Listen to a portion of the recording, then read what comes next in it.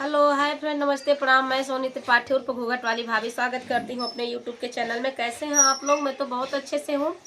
माता रानी से मनाती हूँ आप लोग भी जैसे रहिए, जहाँ भी रहिए मस्त रहिए, अपने अपने काम में व्यस्त रहिए। थोड़ा सा टाइम निकाल के हमारा वीडियो देखा कीजिए।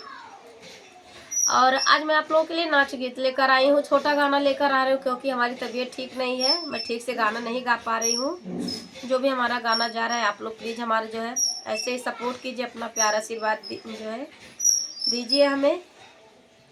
शायद ये गाना आप लोग जानते होंगे। जो मैं गाना गाने जा रही हूँ मुझे अच्छा लगा तो मैं भी गाने जा रही हूँ। आप लोग मेरे द्वारा भी सुन लीजिए और अपना प्यार आशीर्वाद दीजिएगा। चलिए मैं आप लोगों को गाना सुना रही हूँ, सुनिए।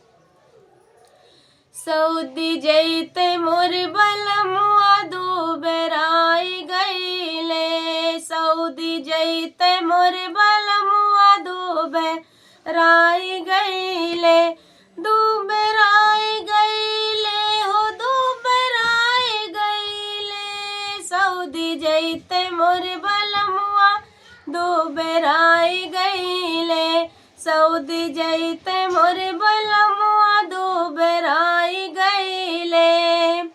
हम ते पियावत रहले दूध और मलाइया, हम ते पियावत रहले दूध और मलाइया, दूध और मलाइया, दूध और मलाइया, दूध और मलाइया, दूध और मलाइया।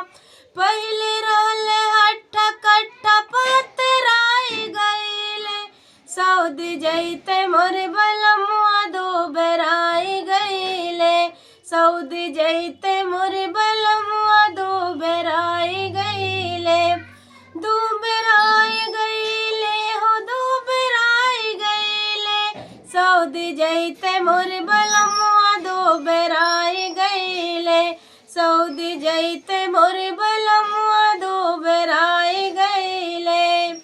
हम ते खियावत रहले काजू और बदामवा, हम ते खियावत रहले काजू और बदामवा, काजू और बदामवा, काजू और बदामवा, काजू और बदामवा, काजू और बदामवा।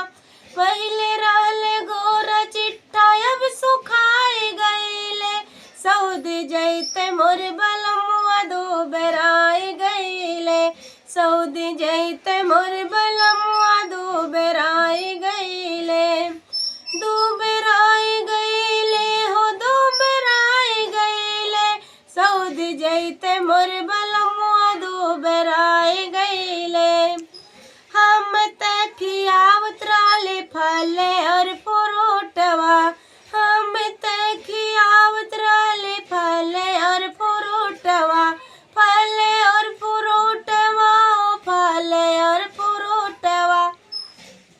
सरसों के नैया पियराई गईले, सऊदी जैते मोर बलमुआ दो बेराई गईले, सऊदी जैते मोर बलमुआ दो बेराई गईले। सरसों के नैया पियराई गईले, सरसों के नैया पियराई गईले, सऊदी जैते मोर बलमुआ दो बेराई गईले, दो बेराई गईले हो, दो बेराई गईले।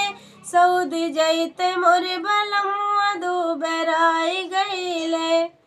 तो आप लोग बताइएगा कि आप लोगों को हमारे द्वारा ये नाच गीत कैसे लगा।